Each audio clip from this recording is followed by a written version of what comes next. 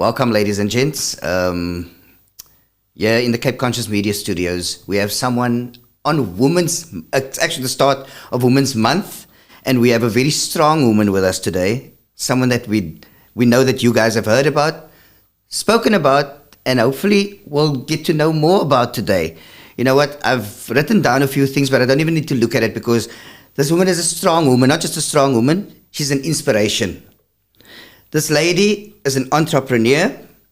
She's a wife. She's a mother. She's a grandmother. She has got, she can correct me. She can rectify me if I'm wrong, and which she will do because of the person that I've met just before. She will clearly tell us all about herself. She's got a book out, a cookbook that has taken a different direction also, and we're going to find out more about that. But I don't want to say too much about her because she has to speak about herself here on In the Web with Web. She's come all the way from On the Couch with Jill. Ladies and gents, I give you Jill van As. Oh, wow. Thank you. What an intro. That long intro there. I must live after... be long-winded, though. Yeah, I must live after all of that. I've got a little lion here, so maybe that's a sign. Lady, that's roar. A sign. That's what is that song? You'll Hear Me Roar. Is it? Katy Perry. Yes, Katy I Perry. love that song. Yes, roar. We're not going to go to the political party that used to say, roar, young lion, roar. Okay. So, welcome, Jill, and welcome to Cape Conscious Media Studios and here in the Web with the one and only Web. Oh, the one and only, the one and only. You know, when I walked in here, he says, oh, you're a bit too young. I don't think you're going to know about Lieve Hexie and all the stuff laying around. Take that as a compliment, guys. It was a bit of a compliment. I hope so. So long, dry compliment people, but he gave it. Yeah, that's how we roll. That's how we roll. Oh, when did I hear that? Yeah, so tell us a bit more about Jill van As. What is there to tell? You said it all. I am an entrepreneur before anything else. But firstly, I was Jill before all of this. Okay. Before all of this. And we are doing a rebrand now from Chef Jill to Jill van As because I feel that being a chef is just one of the layers of who I am. And I want my people, whoever listens to me, to have a holistic approach to who I am. And I just feel that the world is so full of titles. Everybody wants a title, man. Everybody wants to feel important. And I just want to be Jill. So I'm Jill. And I've got a company called Vibe Events and Catering for about 19 years now, which I share with my husband. Because if it wasn't for him, I would have been broke.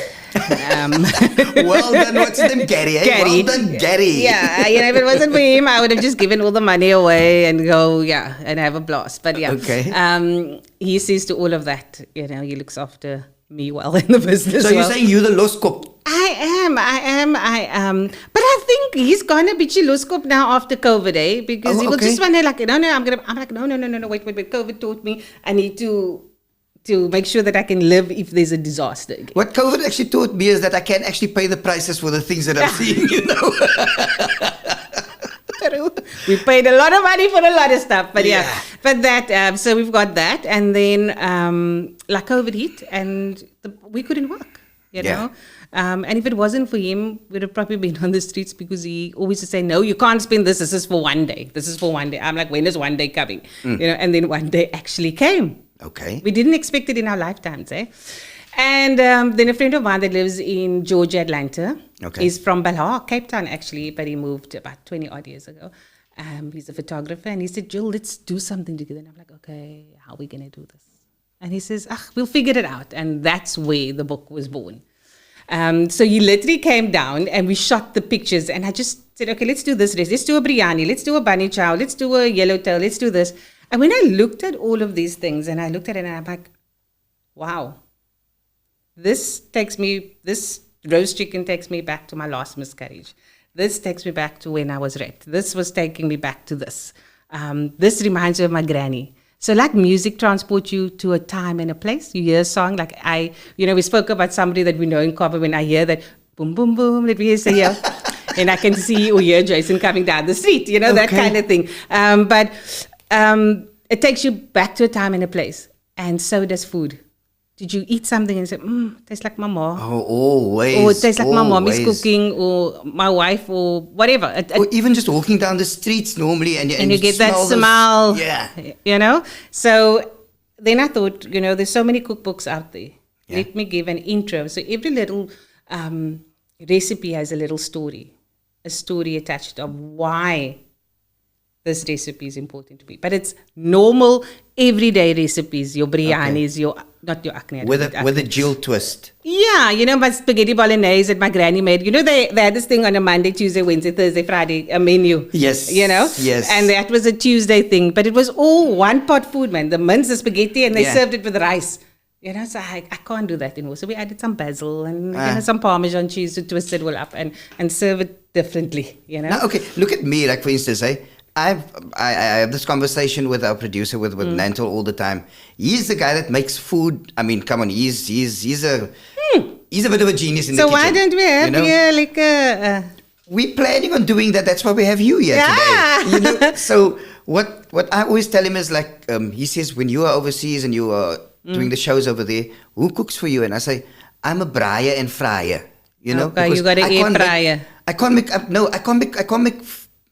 don't trust myself to make pots of food. Why don't you trust yourself to make? To be honest, I like what I eat. Yeah. And food is love. Yes. Now you see, that was another thing I wanted to find out. So you don't have love. I have a lot of love. How do you pronounce your name? Nantel. Nantel, because I was looking at this and I'm thinking, Clayton, can you not send me a voice note and I'll pronounce this man's name? Nantel, we have some friends that actually must say his name, I would say, because there's someone that even doesn't say Nantel. She says lentils. Because she can't get to the name like Nantel. Lentil curry. And he hates that. I mean, anybody, if your name is Jill, you don't like someone calling you Jill. I've got a friend that I'm going to see on Sunday and she says Jill. Now, even the children says, you could Jill. Like that, she says, it's Jill. We're like, no, this is who's saying it? I said, it's Jill. That's just her reminding herself of how to say your name. Yeah. Okay. So look, this love for cooking. I've heard a little bit and obviously I've read a little bit. So where does it come from? I don't know, to be honest, I think I was 9 years old when I could cook a pot of food. Gee whiz. Yeah, like not fry an egg, not braai and fries. I could make a curry, a stew, I could cook. But it's also because my parents both worked and my dad was out in Franshoek for church. So my mom eventually had to go with him so that they could, speak about what they're going to do with us as the children or, the day-to-day that husband and wife speak about. And I had to cook and clean and do all of those things. So just as the eldest, I think you just naturally fall into that position. Oh, you're the eldest. Okay, so now you see the audience finds out. You're the eldest as well? Yeah. My cousins, they would always say, oh, here we go. Because I was saying the eldest child and I'm the eldest grandchild from my mom's side. And I was so fortunate to have 4 years of utter bliss with my grandparents where I was spoiled rotten. Okay. And I used to sit in the kitchen with my granny while she cooked. And at that age of 4 years old, she taught me that food is love. Okay. She brought people in from the streets, gave them a place to stay in the yard with warm blankets. Wow. And they would dish, or my granny would dish for them, but out of the same pots that we eat. So she wouldn't give them scraps or anything. If we're having cabbage biryani tonight, they get, and she dished their food first because they are guests. Oh, wow. And in that way, she taught me that food is love. Yeah. And if you cook with love, people, speaking to the audience, if you cook with love, everything tastes good. You can follow my recipe to the T, but if you don't have that little bit of extra. Yeah. The special ingredient is love. The special ingredient is love. I always said if you buy my book, it will say my special ingredient is love. And we can, like you were mentioning earlier, many of our stories we can relate to around the table. And people, the stories come out, you tend to speak. And I always say, I know a lot of people actually say it when they're tasting someone's food and they say, die kos is met liefde gemaak. This food is made with love. Yeah, my husband can tell me, you didn't smaak like making. You were right, I didn't smaak like making this food. So that your moods come out in your foods. It does, because the kitchen became my crutch through all of the things that I've been through in life. So I've mentioned that the book, we speak about rape and those kind of things. And that happened when I was 18 years old, when I was studying. And I had to go back to the kitchen after the break, and I had to go in there and I had to make this fish, and this fish was, alles was verkeerd, I didn't score the fish, it wasn't, but when it came out, it tasted pretty okay, and my friends with the class Is this the yellowtail dish that is your recipe? Okay. Yeah, and then my friends said to me, wow, this tastes so good, and then the penny kind of dropped. Even in my imperfect state, I could cook something pretty perfect. Yeah. And I could make you smile or anybody else smile. And that's when I feel hurt or angry, I go to the kitchen. Or when I feel happy, I feel love, I go to the kitchen. And trust me, hy visie gee vir jou baie antwoorde. Yeah. You know, all of that just comes flowing. When you're chopping that onions and the tears is rolling, nobody knows that you're actually chunking there. But you're letting your emotions go. And the kitchen is the heart of the home. It is. You know, where do you sit That's with your where the friends? warmth is, obviously. And where do you sit with your friends? Where do you land up? You're so braaiing, but eventually you land up at the kitchen table. At the kitchen table, yeah. And you're so having whatever to drink and to eat and whatever. And there's the and those conversation. last conversations always in there where you're having yeah. some coffee. Yeah. And that's, you know, it also takes me back to my family. So this is called the Epicurean Journal, Family's Love. This is the book one. And I speak about my granny, where we sat around the kitchen table and she would share pearls of wisdom and we would laugh. And whoever comes from the street, or not only from the street, but anybody pops in, there's always enough to go and around. wasn't it in and out story in and like out we all all the have? time. We all have those similar stories. You come into your granny's house, it smells like home. Yeah. Okay, that smell actually brings the people in. Yes, on a Friday. It is in winter it's Friday, so today would have been a big pot of soup on the stove and some fried fish. Oh, you know, yeah. and everybody just come in. And that millie meal, my husband hates millie meal. But I love it. So when I made it in the week, our grandbaby was there and I made it. And I'm like, I'm eating this with my grandchild, but this is something I ate with my grandparents. Yeah. You know, and that memory. And I so wish that they were with me today still to see everything that I've achieved because she's just amazing. You know, another thing happened. I'm going to be on, I can probably say it now, on Afternoon Express because this is coming out next week. Yeah. On Afternoon Look forward to that, people. Afternoon Express. on the 4th of August. And my granny always used to say to me, Jill, you're going to be on top billing. She couldn't say top billing. She said top billing. And I worked with the producer and the camera crew of Top Billing when we filmed this. Okay. And it was so emotional because daai vrou se woorde was waar man, you know? And I thought, wow, Ma, I so wish you were here to see this, to experience this with me. And I always say, my parents were so busy raising us that our grandparents were so in touch with us as the grandchildren because they didn't need to reprimand you or anything like that. They just gave you love. Okay, and are parents still around? My parents? Yeah. Yes, my mom and my dad are still alive. Oh, okay, yeah. okay. So clearly they're seeing everything that you've achieved thus far and wow. My mom is so proud, you know, when she sends me a message, when I send an article, this article was out, whatever, she says, wow, I'm so proud of you, my child. And it could have been so different. 3 years ago, she was really sick. She had kidney disease, so she was on dialysis and she collapsed at one day at home and she was dead for almost 30 minutes. And that was a Monday, it was a Monday and we rushed her to hospital. In fact, Daddy, next time when Mommy gets sick, you must tell us. And the thing is this, did Mommy come out with some stories from the other side? No, she said she doesn't remember anything. So she doesn't know what the people are actually talking a lot of crap. she said she didn't know what the people is talking about. They saw the light or whatever. She saw no light. So we took her to Vincent Pilati and that doctor saved her life. All the doctors, the whole team. You know that when they put you in that room within the ICU, the room, the karma within the karma, then you know you're really thinking, okay, you're waiting, you're expecting the worst. Yeah, and they said to her she had 5% chance of survival, and that was the Monday, and then the following Monday she was in a normal ward. Fine. Now that's nog a strong woman, Mom. You're a survivor. Absolutely. You know, my granny lived to the age of almost 91. Yeah. So our street. Our older people had quite innings, isn't it? Yes, sis, man, and that street where my parents live in Pavel South, we call it Sevendeland because the whole family, my mom lives there, my aunt lives next to her, my granny lived diagonally opposite. So she died in the house that she was born. She lived in the same street for almost 91 years. Yo! And she passed on Women's Day in 2018.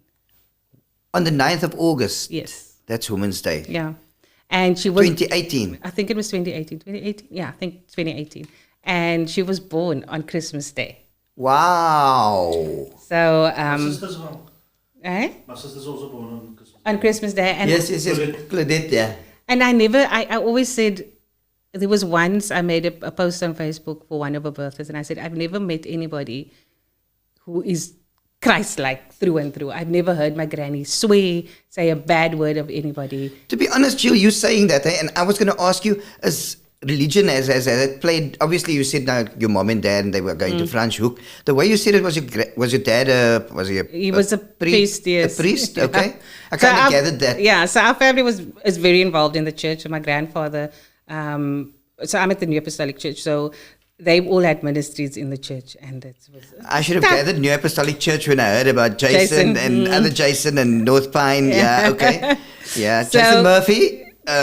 Jason, you must watch this. Yeah. I'm thinking other Jason might Jason be watching Larry, it from him. yes, he definitely is. He definitely is. Yeah, and I mean, it would have been his birthday now, the 14th Yeah. of August. So this is so ironic. This is just like, I have to bring this into context. So Please do. I came in here and we sat and we had a conversation, and I said, I was taking this drive through here and it reminded me of my very first boyfriend. And he said, really? And he asked me like, who? And I said, Jason. And he said, and together we said, Jason Larry.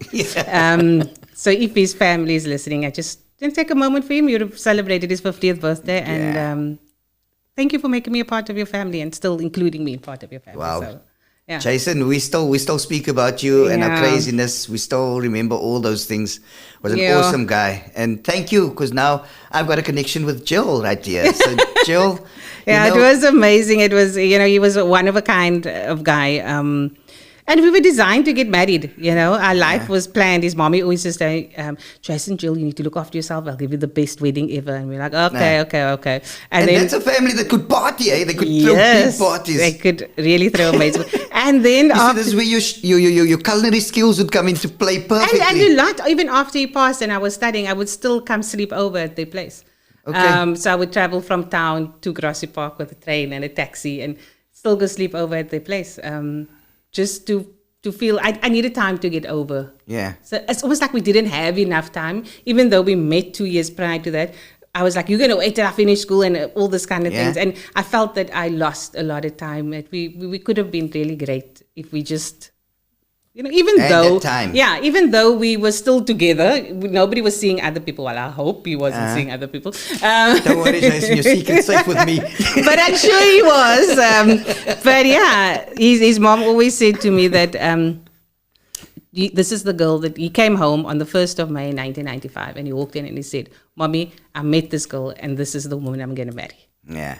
And I think it was the first time I met them. I said Mr. and Mrs. Larry, and thereafter it was Mom and Dad. And it was just home. It was, our parents were friends, and it was just home. Yeah. So that was that. So that was a nice feeling. That was a nice nostalgic feeling. I was going to actually ask you something now, seeing that we didn't stray, because it's kind of nice to actually bring this in as well. At that time, seeing that you've now found a way of dealing with certain things, with whatever you're going through, you deal with it in the kitchen and with your cooking. At that time, it wasn't such a major factor, though? It was actually. So the day I met him, I ran home. We were sitting in our lounge and I got into a bath and quick, and I made him breakfast. So food was always a love language because my entire family... It was always there, basically. Yes, because my entire family can cook. My mom, even though she had... Isn't it a bit of a competition? Sometimes, like yours, no, my taste better than yours, the kind of thing. But You come from a competitive family. Yes, our family is pretty competitive. But my mom's youngest brother, Yubi, and my grandparents always tease us, die Kaaps is weer die mekaar, want Jill en Yubi praat weer met mekaar. Oh, okay. But we still are each other's biggest advocates, if I can put it that way, So, sien dat julle nie met mekaar praat, do you darm share recipes? Well, actually, yes. Some of the stuff, like the mussel chowder recipe, I took sort of from him and I designed it a little bit in my own taste. That mussel chowder recipe you must give to Nantel. We do love our seafood, right, Nantel? I love seafood. My book is filled with seafood. Ooh, yes. Because that's our family's thing. Crayfish. I mean, I remember 4 years old, or could be 5, my sister was just born, and we went to a restaurant in Sea Point. The mussel pot, I think it was. I don't remember, we had to go up the stairs or something.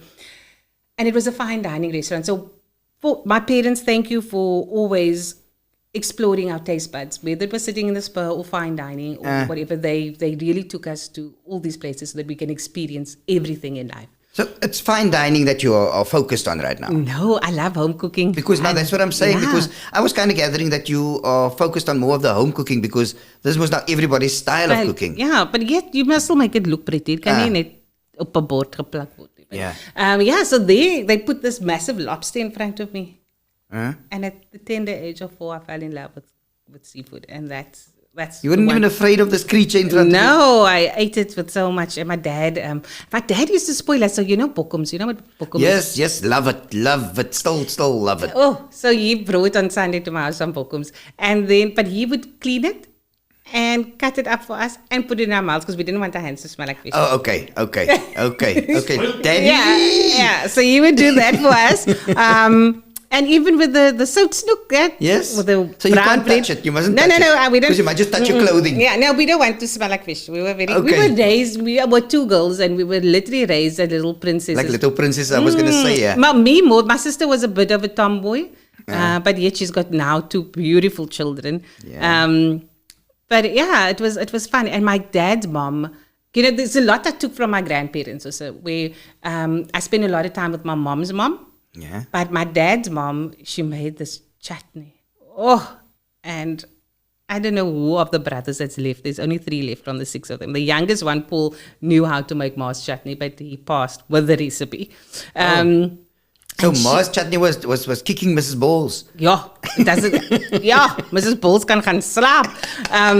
This was hot and spicy and sweet and tangy, and she would pan fry that fish also on the Friday because they used to live in Salt River. My dad grew up in Salt River, and then we would eat that snook with that fish.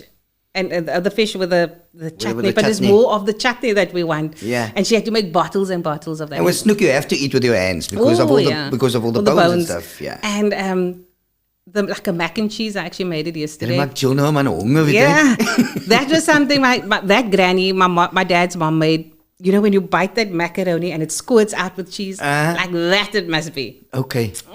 So there was a lot of things that I picked up, like little tips from my mom. You eat pineapple, it makes your tongue cheap. Oh, so yes, this is a tip for you people. You peel the pineapple, take all the thorns off. So pineapple is not something that you're going to say, nee, ons gaan doringkies aanlos. You cut most of the pineapple away. Yeah. And you take salt and you rub the entire pineapple with salt. Thank you. And you rinse it off under cold water and you add a touch of brown sugar and you can eat that entire pineapple without your palate itching. Yeah. Now, I like... lots of people say, you're going to get sick because everything has got some salt and it's got some salt. But like you said with the pineapple, I love lemons as well because I have it with salt. Oh, I love it. Lekker. And the most vitamin C is in the lemons more than orange. Yeah. Eh? The tequila we have with pineapple and Tabasco sauce. Oh, yeah. I love it. Oh, tequila is one of my favorite shots to drink. You are making me crazy. So this food is love. It comes from grandmother. It comes from my grannies, yeah. And my mother. The kitchen. And the time spent in the kitchen with my mom. There's a prawn recipe in the book where I spend time with my mom in the kitchen because life was lifing, And those were the times I got to spend with my mom in the kitchen. And I remember she used to make mayonnaise, she used to make biscuits. And my mom catered for all her cousins' birthdays, 21st, those kind of things. Okay. So, and then eventually she opened a catering company. I worked with them a bit. And then she had a heart attack. And then after I got married, maybe they were so hot so that I was leaving. And then I had my own business. And then my husband and I opened our own catering business. Lovely. But it's a hard industry. So for anybody that wants to go in it, they say passion is key. Absolutely. Because you work when everybody else is having fun. Yeah. And I've said this before, I cook with love even for my clients, But a lot of my friends say, why don't you just bring home from the kitchens what you made? But I'm in that smells all day. But when you cook for your home, for your partner, it's a different kind of cook, Because I was going to ask about that. If you kind of cooking, like, for instance, you're cooking for others, right? And now when you come home, lots of people say they don't want to eat their own food type of thing. Do you still experience that? Sometimes I do, but then sometimes I'm like, no, I need to make this myself. Because if someone else is going to make it, I'm going to be totally critical. I'm going to be disappointed, and especially if I'm hungry. And it's not that because I don't trust the cooking, but we can't please the greatest chef. I mean, your Gordon Ramsays can't please everybody's palate. We all got a different palate. Yeah. You like olives? I might not love olives. I love olives. I love it. With some garlic and some chili. Yeah. Anyway, when I see a butter bread and dipped in some balsamic vinegar and olive oil, I was hoping What is Jill doing to us today? What is Jill doing? And I actually thought, I ate. I made sure that I am liquor sorted, for this podcast. I actually Not never expecting ate that today. you're going to actually make me really, really Because hungry right now. that is what food. Besides me, I'm creating a picture, but you eat with all your senses. Yeah. So the ambience, the setting needs to be perfect. The aromas must be there. The visual aspect must be there, and then it must tantalize your taste buds. Yeah. Everything needs to add to that culinary experience. Yeah. So it's not just plucking that plate on the food on that plate On the and plate just giving it like that, just whatever. a little bit of love, guys. A little bit of love. You see, Jill, also another thing. I was I was checking up a lot of stuff that you were doing, right?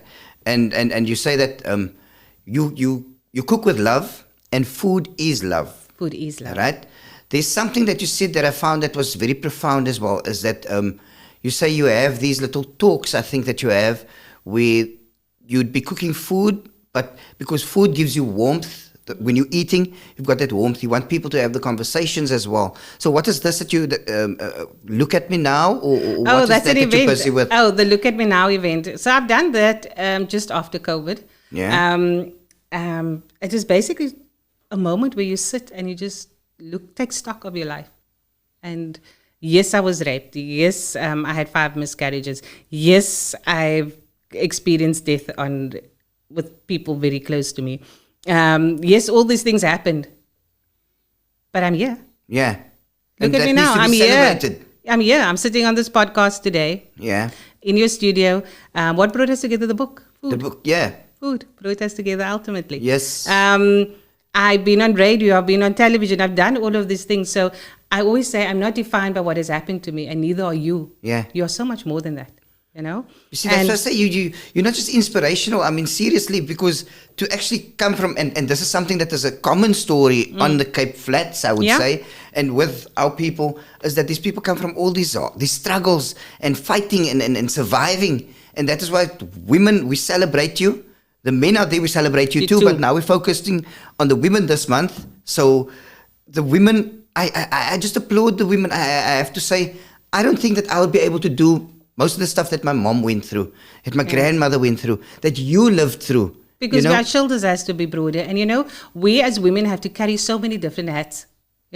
You a mother, you a wife, you a child, you were an entrepreneur, we need to, and we have to work harder to succeed in this world today. I was going to ask you about that as well. I mean, in this industry, because now I see the industry as like, the men are obviously, and I agree, taking it, men are, yes, they are cooking, but I grew up with the women actually doing most of the cooking, right?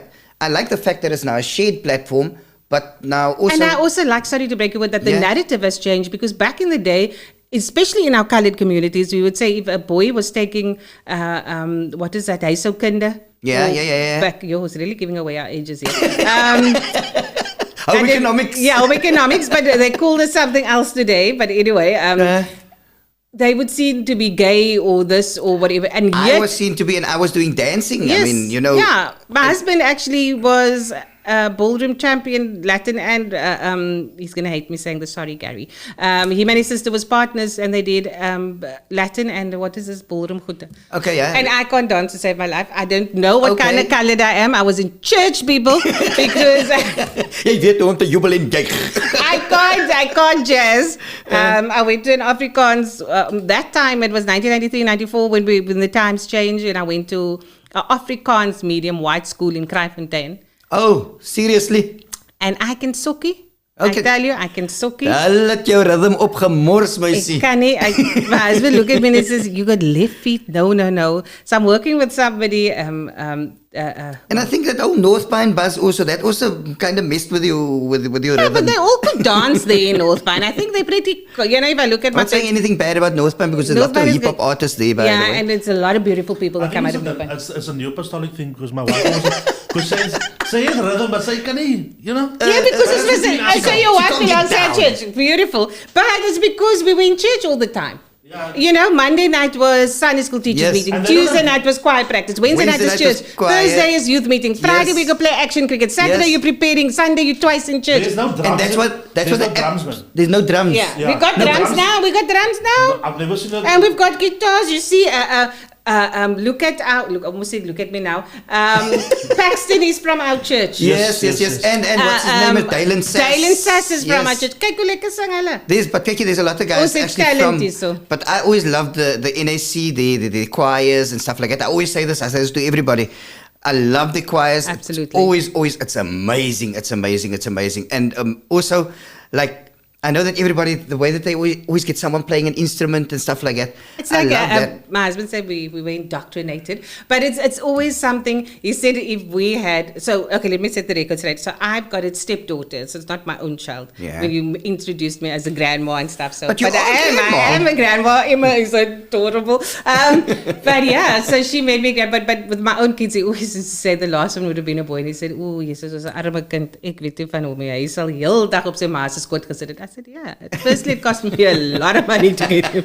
Secondly, I'm not letting him go because he would have probably done ballet or something like that. There's nothing wrong with it. There's nothing wrong, but that's like I was saying. But the stigma is attached to that thing, yeah. But I love how the narrative has changed. You see a lot of these new catering companies coming up now. There's a lot of guys in the forefront, and they're strong and independent boys or men, which is amazing. Which I love how and it's colored boys also. Yeah, you know, I love how we are broadening our horizons because being reared in a colored household, you pretty living a sheltered life firstly. Yeah. Jy bly hier tot jy trou. Okay, this so eggy, but yeah. Yeah, you live here till you get married. I think from the south to the north it kind of differs. But in the north you live here until you get married. And that's why they still remain to be mommy's boys when they're married. Yes. And there's a thing with mommies and their boys.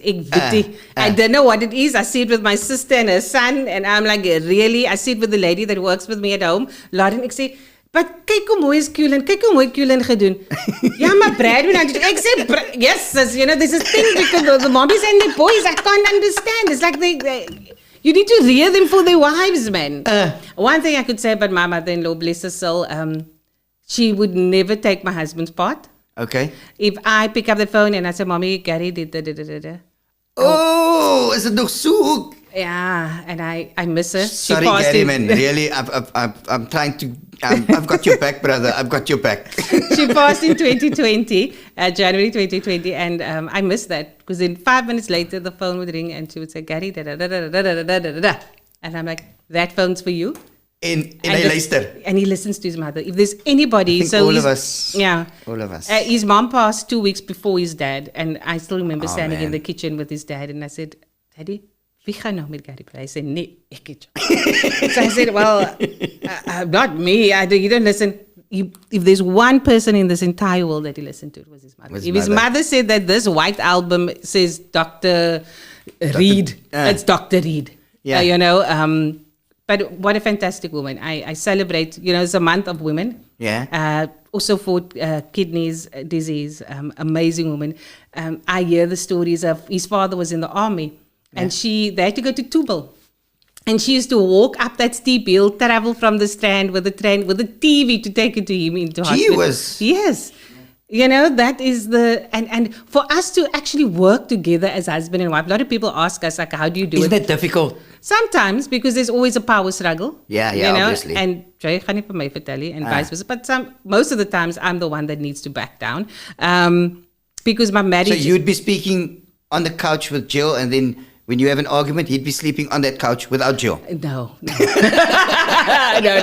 We always try not to. Even if we cross, we sleep with our back to each other. But we try not to. But it's a month we celebrate women and the strength that we have. Yeah. Because it's something that we have to pull out here from our gut, you know. Yeah. It's not easy to raise. Like I was saying, our parents work together. Both my mom and dad ran their catering business, and his parents eventually worked together. So it's kind of easy for us to work because we had great examples. Parents that were married for many, many years. I think his parents were married almost 50 years before they passed. His dad still would say things like, you go work because you need to provide, but jy gee daai paypakkie af. You know, but we clearly don't understand that you can't give it to me because we will be up in 2 days. But Isn't that the man's job normally? Yeah, but and that's what my father-in-law did. He gave it to my mother-in-law was amazing with finance and how she ran stuff. And she was just such a strong woman. My mother that overcame dialysis and now got a new kidney. So my grannies on both sides, I come from a family with great examples in women in strength. And the men in our family don't feel that they need to outshine us. They uplift us. And, when I went through the season, I call it a season, when I was raped, my family, my dad, my uncles, my cousins, they showed me that all men are not bad. The church was supportive. The apostles was there. It was a time where people came together to rally in my support. Wow. To make me feel okay. Wow. And a lot of people on the Cape Flats don't have that. I was going to say now, because you hear all these stories where people actually, they would, like for instance, what you experienced, people would actually say, so what did you do? The blame. How did you put yourself into that situation? Yeah. And it's not, ladies, I'm going to speak directly to the camera here, I hope you don't mind. No, because this is a message I want to give to all ladies out there. It's not because your skirt was too short, or you showed too much cleavage, or you were too friendly. No is no. Ultimately, when you say no, even if you're married, if you say to your husband no, it's a no. It's not a maybe. It's not a yes or undercover yes. It's a no. So you never ever need to feel guilty. And a friend of mine said to me, you never take ownership of something that you never created. So I would never refer to it, if you heard me speaking, I would never say my rape. I would refer to it as the rape.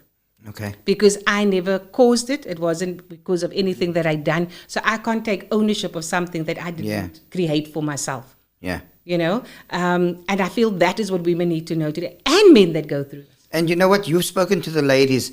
I would like to speak to the men again. We are the men who are supposed to protect our women. We're supposed to look after our women. And we're supposed to set the example to our kids so that they will show that they can appreciate and love our women and give them the support that they need. So men out there, come on, man. Trek vir julle reg. I know it's not all of us, but the guys who are out there, you know who you are. Come on, think about what you're doing. Because just think, you can have a daughter and that could happen to her. And you wouldn't like that to happen. So I don't want to lecture, but but it's the truth. It needs to and be said. It's also the examples that we set in our house as husband and wife on how our kids need to feel that they should be loved. Yeah. So if they see daddy is hugging mommy, daddy doesn't shout at mommy. I mean, I'm not saying the way we speak to one another, the way we speak to each other. Yes, that teaches our girls how a man should treat them. So the men out there, you showing your girls, your daughters, how they should be treated one day. Yes. And your boys. Yeah. How you should treat a wife, how you should and die story. Dat die kom base is net vir die vroumense that what they used to say, it's koud and pregnant and die kom base. No, that is the space and I feel that is where my book comes in. I write a little story about everything and what it reminds me of. But I want you to take that time out as you and your partner with your wife or whatever, you in the kitchen and your kids know this is mommy and daddy's catch up time. Whether you're cutting the onions, whether you're washing the dishes, but this is your time where you're creating your own memories and you're showing your kids how to be loved. Yeah. Because food is love. Food is love. You see, once again, we come back to that. Food is love. Food is love. Did you think that your mother smelled like cooking every night? Oh, hell no. But and she loved it in some of the food. Yeah, but she loved you. Yeah. She loved you. So even if she's sick, even if I'm sick, I get out of bed and I make that food because I love my family. Yeah. And ultimately, that is what, if the world could be such a better place if we had just more love. It's true. In everything that we do, to show kindness and love, ultimately this world could be great. There are two words that I always say, and I think all my friends, or everyone that I chat with or speak to, or even when I'm sending a message, you can ask, obviously, myself and Nanto converse a lot. I always end with love and respect always, because those are the two that I regard as the foundation to anything and everything. If you love yourself, you love others. You love yourself first, others will love you. You respect yourself, you respect others. And if you respect others, you get respect. But if you love it, because you can't, what do they say? You can't pour from an empty cup. Yeah. So that self-love, that self-healing is important. Yeah. Because I can't love my family or love you or anybody else if I don't love myself. Exactly what you said. I don't appreciate who I am because there's only one of me. God only designed one of me. you know? And I need to live, I've got one life that God blessed me with. Yeah. And I need to live that in the light and in my truth and in my and being authentically who I am. Yeah. And that is one of the reasons why I'm rebranding, when I said that I don't want a title in life, because ultimately... You don't want to be known as Chef Jill. I don't want to be known as Chef Jill. Yeah. It's a layer. It's a part of me. I'm not going to say it's not a part of me. Yeah. Yes, it is a part of me. But I'm more than that, man. I'm more than that. I'm my mommy's child. And I am my granny's... appelkie. Sorry, cousins. And, you know, I am more than my rape. I'm more than my miscarriages. Yeah. I'm more than the heartache and the disappointment. I am still Jill. Yeah. Ultimately. First Jill Roberts and now Jill van As, but I'm still Jill. Yeah. And that is who I am at the heart of being. And I try my very, very best to live in my authentic life. Yeah. Who I am, this is who I am. I did put a little bit of makeup, but for those who know me, I don't really like makeup. But you know, the camera is going to be on me, so I needed to just show off a little bit. But can't shine too much. Yeah, you can't shine too much. Just queer. But ultimately, I want to, even with my YouTube channels, with my Instagram, with the cover of my book, when Clint shot the cover, I said, I don't want to be unrecognizable. Yeah. People must know that this is who I am. Jill is honest. I want to be honest. I want to be kind. So I did a little stint on Africa Radio where I was hosting On the Couch with Jill on a Monday. And I would end my show and say, and all I got left to say is to be kind, because the world needs kindness. The world needs kindness. We need kindness in this world. It's so awesome. And if each one just show a little bit of kindness and just, you know, that whole concept, there was back in the day a movie called Pay It Forward. Pay it forward? Yeah. Pay it forward. Ever so seen where it? you do one random act of kindness. And then the person... And the next person pays it forward. And the next person pays it forward. Yes. Don't you think this world would be so much better? It's true, you know? You know, so much... But people, and sorry I'm generalizing again, people like to do this. They don't like to do that. And you know, the other thing what I don't like is when you're doing good and you have the cameras on. And you need to post it on social media so that everybody here can see I'm doing good. Oh, yeah. You know, you do good. There's a clump fake yeah, okay. Because you want to get the followers, you want to get this. And yes, some people do it. My PR people will probably let me do it at some point in that. But I try and not, because being kind... But you know, but if you are genuine, like you are honest. And I mean, through your book, you're showing your honesty. Through the way that we're speaking, I mean, since the moment that we spoke, there was nothing fake about Jill that I met today. I'm glad. And the people can obviously, I always say, the viewer can see, the viewer can sense, the viewer can pick up whatever not. And they can see everything. You are just Jill, honest Jill. And you can't be anything different. I can't be anything. You know, when they say your face got subtitles, so like if I don't like somebody, you'll see it on my face. Yes. You know, my whole face will tell you. You're quite expressive. Yeah, I can't. And I'm an emotional being. My husband always tells me, you got to get your emotions intact. Yeah. I said, but my emotions is who I am. You know, ultimately, I cry a lot. I laugh. And there's tears of joy and tears of sadness. When I think of my granny and I miss them, I cry. What's peeling lots of onions? Yeah, it was a skill like onions.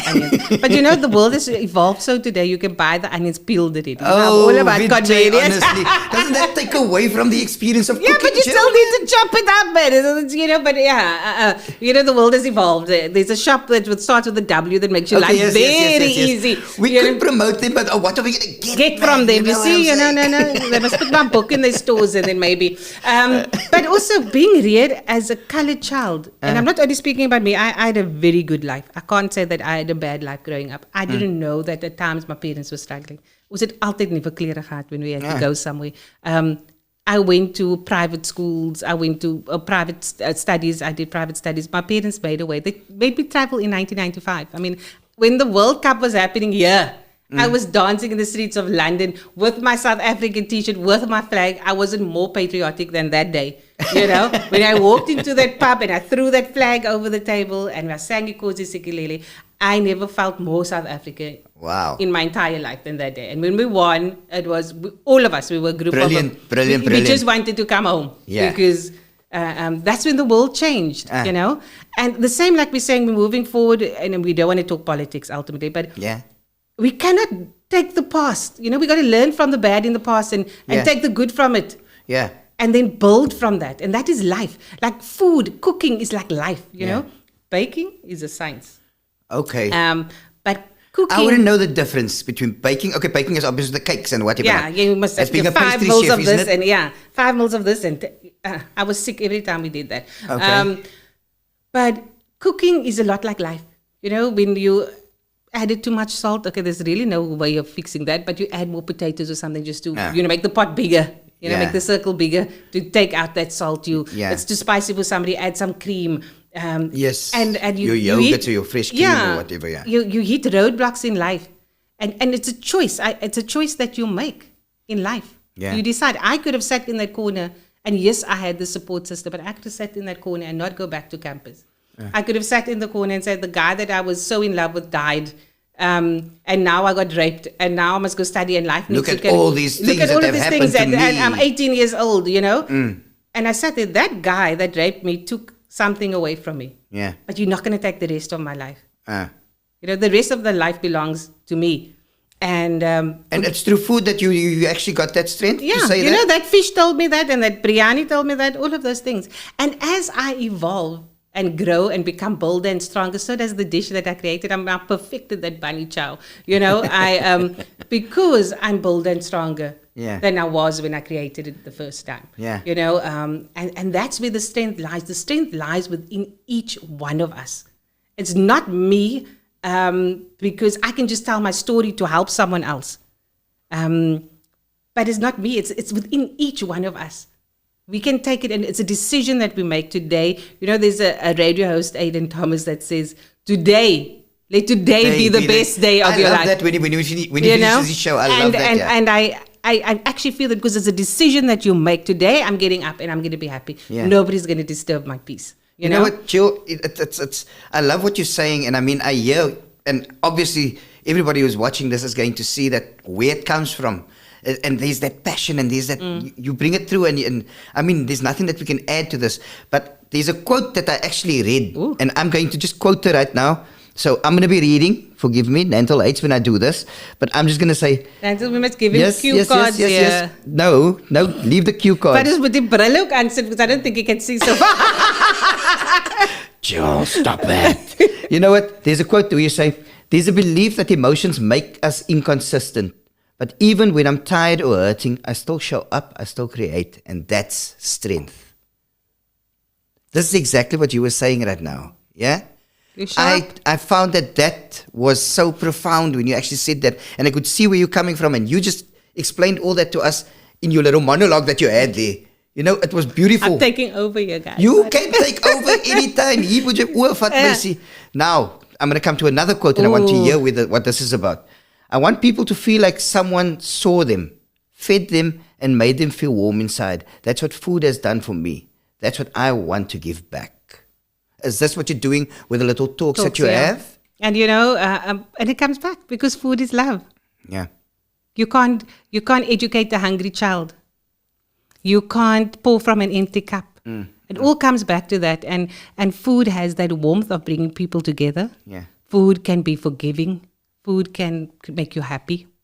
Have you seen a hungry child eat a slice of peanut butter bread? That smile that it brings to their face.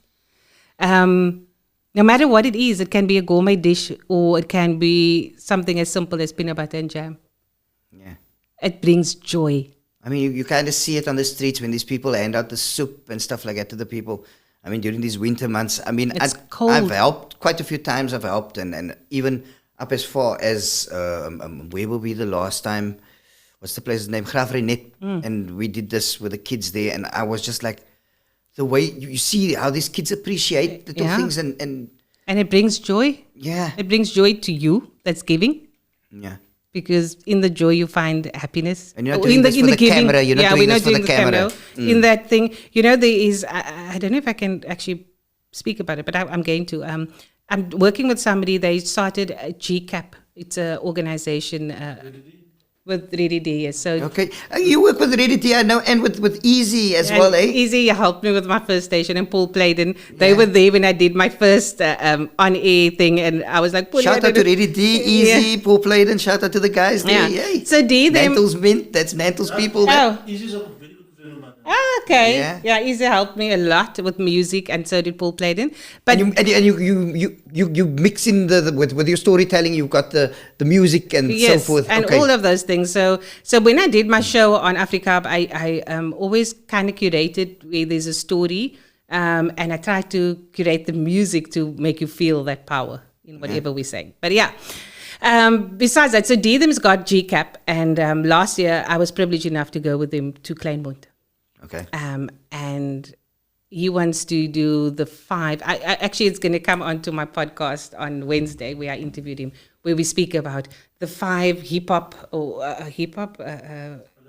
elements, yes, of So it's b-boying, yes, DJing, b-boying, the DJing, graffiti art, breakdancing, and knowledge of self. knowledge of self. The knowledge of self is the most important. Most important. And they started GCAP, and they're using those elements to uplift the community. So ultimately, they want to start a youth festival in Kleinmond.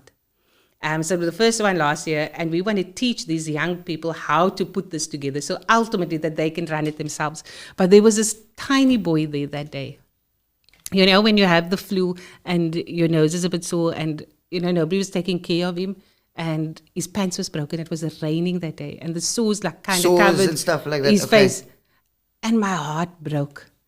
And they were doing the basketball, breakdancing, the kids. He even got a song, the Kinders van Kleinmond, that he wrote for them. Okay. And they were performing that song that day. And we bride, and we all sat together with them, eating the same food. And that is a sense of self, a sense of giving, a sense of creating through food and togetherness and showing love, and through all the other elements that they're doing. So I love working with them in this little project. Yeah. We've also got they got the tiny warehouse now in Woodstock, so we're gonna maybe do our online radio there. Oh, you go, girl! Don't forget about us, though, girl.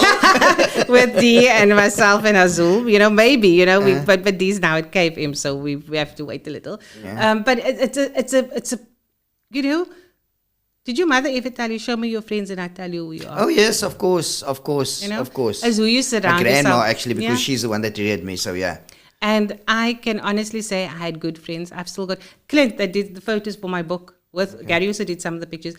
We were friends since 1996, 1995. We've been friends, and we're still friends today. There is my friend that I met in Sub B. What that is, grade 1. That's grade 2, yeah. Grade 2. Sub B. We still do. Soveel weg van die age. Yes, but we're still friends today. We're still friends. We don't see each other every day, but we can pick it up in each other's text, in each other's tone of voice when something is wrong. Yeah. When my mom was so sick, I didn't post anything, and I think I put something on my status, and she phoned me. She says, "What is wrong?" She says, "We're coming." No, mommy. And that is, a sense of because you love yourself, you can exude love to people. Yes. And it just automatically flows back. And people always say, but there is a fine line between being vain and loving yourself, Yes. You must make sure that we don't cross that line. But it's a very fine line. It's a very fine line, but it's ultimately just being okay with who you are, accepting who you are, living in your truth and standing in the light. Yeah. And that to me is, as I get older, I don't know if it's the over 40 thing or whatever it is, but it makes you want to just have peace. Peace with everything around you. Yeah. Make peace with life. Make peace with what happens in your life. Drama. I don't want the drama. All about the drama. It's just to be kind, ultimately. And that is the spaces I want to find. That's the people I want to surround myself with. And that's why I align myself with people like Dee that's doing good. Yeah. And his wife, Malika, amazing stuff that they're doing. And by giving back, you gain something more than what you're giving, man. If you are within the position to do that, then by all means, that is what you should do. I mean, but it's not even about giving a lot of money or whatever. It's just that simple, random act of kindness. Giving time, giving just that showing up. Do we do good because people is watching? Does our be doing good being influenced on how the person look? Or if that begin, how can you do? I actually had a conversation. Have you met Anwar Daniels? He's friends with Dee. But Dee, then yes, Anwar So was... I had a meeting with him, when was it, Monday or Tuesday? And we spoke about exactly the same thing. Just being there for somebody less fortunate, maybe, man. Yeah. So I'm going to tell the story. So he was, a few years ago, he was contacted by somebody with the youth. And this guy tried to commit suicide. And this person said, dude, just talk to this guy because he does work with... Go with Dee with the spinning. Yes. And so he spoke to the guy and blah blah blah. The guy now is he's a boiler maker or in New Zealand, and this guy is doing well. And she just phoned him to tell him, dude. And there was no money involved. He didn't do it for the money. He just explained to me, dude, if you just live like that, man. And I was sitting and that's exactly what we're trying to do with our youth development programs, man. But if somebody just reinforces it for you and just say, yes, you want to make it sustainable, but at the end of the day, it's just about the one brother that you reach, man. That one person, the one that you're showing up. You're showing up for that one person. Just having time for that person, man. Because you ultimately want to be the grown up that you didn't have when you were young. Yeah, you want to be that person that you never had. And also... Or you want to be that person that you did have. Yes. Yeah. Like I was privileged to have all of that in my life. Yeah. But also through my journey of fertility. Going to the doctors, injecting yourself, you're on this roller coaster, and here we come back to that societal dictations, and especially with us as colored people. How long are you dating now? No, wanneer trou julle man? Okay, yeah, I actually got it. And not just in South Africa, I got that in Spain as well. So yeah. So okay, julle is nou getroud nou. Wanneer kom die kinders aan? Like seriously. I mean, if I lost it one day. This person also asked me how long you married. I said 5 years. And I was waiting for that. She says, "Oh, no children." I said, "No." And she said, "Oh, don't it's you like think..." you can't have time to settle into this because now you first been a girlfriend.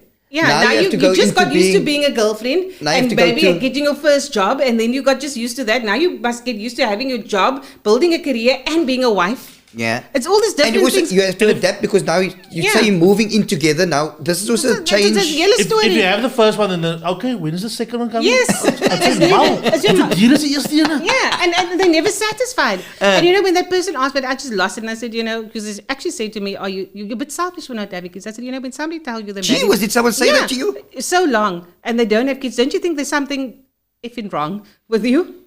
Or with me or something? You don't ask, and I always find we ask it inappropriate questions, man. Oh, does somebody just got like a dick? Oh, she's pregnant. Yeah. Oh, your mond, man. I'm just a bit bloated today. Okay, well, I wouldn't know about that now, but I mean, I'm just taking on the people around here.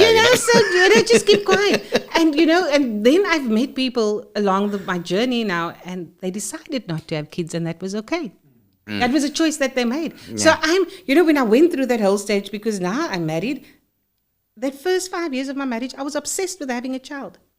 Okay. Miscarriage on miscarriage. But was this because of the pressure that was put on you, or was it you? It was me, because silently that pressure is there in the back. Yeah, you must, because that is why we designed we baby making machines. That's what women. I can actually relate to you, because we with my wife and herself, it was about a 3-year gap between when we got married, but we were also like, it didn't just happen. Yeah. You know what I'm saying? So I can 100%, because there was a time when I like, wanneer kon dit dan? Wanneer kom my like? You know what I'm saying? So I can 100% relate to you. It's not just people just... And it happens, it doesn't, and for me, it never happened. I had the miscarriage after miscarriage, the loss after loss. The last one it broke me. I probably would have landed up in a mental institution. It really, really broke me. Because of the pressure that you put on yourself. Yes, because this is what I must do. I must have, and throughout all of that, Gary always said to me, I'm playing here, sorry. Gary always said to me, I love you. I married you. And yes, it would be great to have a product of our love, but I love you. Gary. You're the man. You're the man, Gary. And ultimately, there's a lot of couples that are going through that. One, your marriage has to be a rock solid to do something like that. Yeah. It is an emotional roller coaster. You have to ride with little samples to get to the doctor. You're injecting yourself 10 days a week, 10 days in the month. You sitting here and you're laughing, and the next one you start crying because your emotions, your hormones are down. The test tube must be a certain temperature and all those type of goodness. You must get there, and and it's a lot. And then you're waiting, and then you get your monthlies. Okay, you're not pregnant. Now we have to start the whole process again. Or you get it and you have a miscarriage. Yeah. And like with my partner, like I told you earlier, we tried for 9 years and also went through this whole treatment and stuff. And the hormonal changes, the body changes and all this type of things. And not just that, it was also that after her getting a period, and then I'd say it's like 3 months, 6 months, there was a period of 6 months and she never had a cycle. And when it happened, it was just like this, the world just, it feels like it's on top of you and everybody. You feel like the whole world is on top of you and you're just going to be squashed down to nothing. And it takes, from a woman, it's like, I'm not a woman. How can I not do this? God designed me for this. What is wrong with me? Yeah. And with the last one, I just lost it. I couldn't. And I was angry. I said to God, I go to church, man. I do what I must. I think I'm kind. Yeah. And you give something, you take it away. You give it, you take it away. I mean, you're supposed to be a God of love and a God of kindness. Yes, and look at what you do. You're a cruel God. And you're cruel, And it's not, it's okay to ask these questions, And it's a really difficult space to be in as a couple. And when people still water down your loss and say, it was just a miscarriage. It's so nasty. I want to clap you. I want to bury you alive. Because that was my child. And for those that has gone through it, and those ladies and couples that has lost a child, your child was real. Your child existed. You heard his or her heartbeat. You saw them on the monitor. It grew inside of you. It was real, and you have the right to mourn. Yeah. And you have the right to take as much time as you need to be okay. Yeah. You know what my mother used to say? Ek het jou gevoel aankom. Jou pa het jou gesien aankom.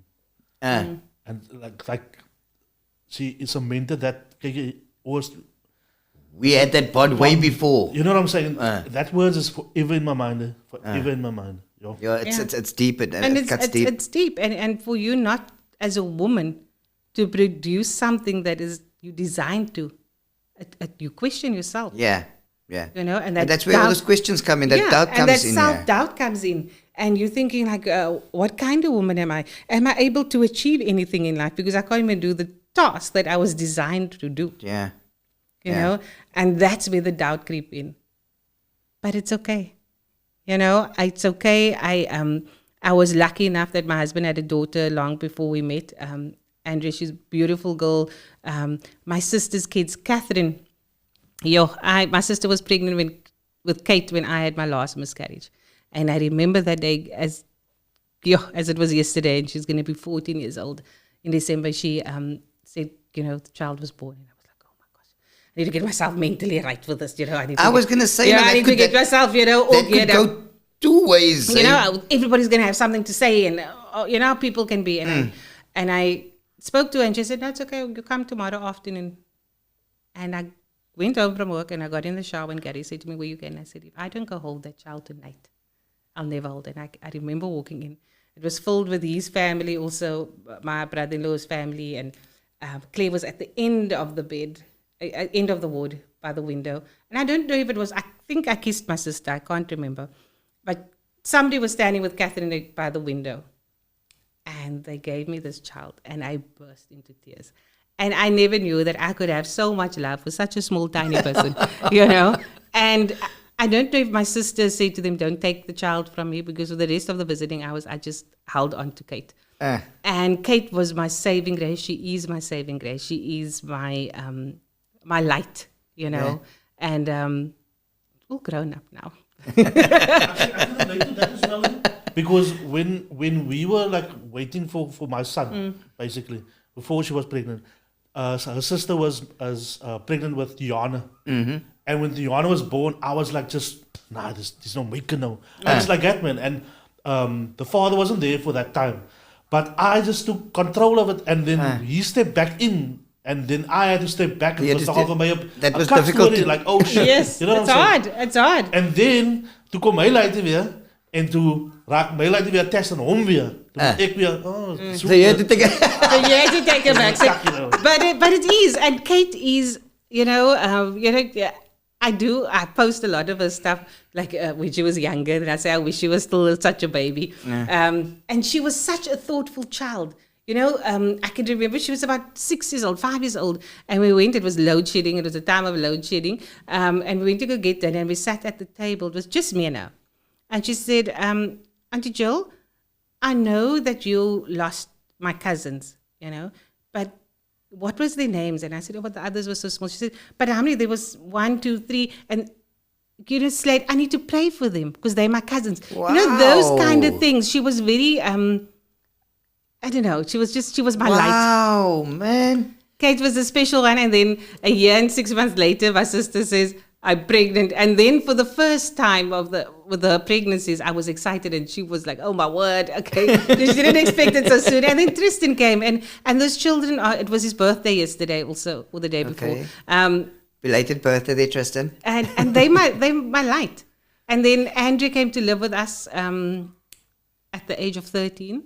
And then having this child in the house, I had somebody that played cards, and she said the other day, I just did it because you wanted to play cards with each other. So I'm like, okay. So can I just tell you something? I'm not pretending to know what God is thinking, right? But I believe, right?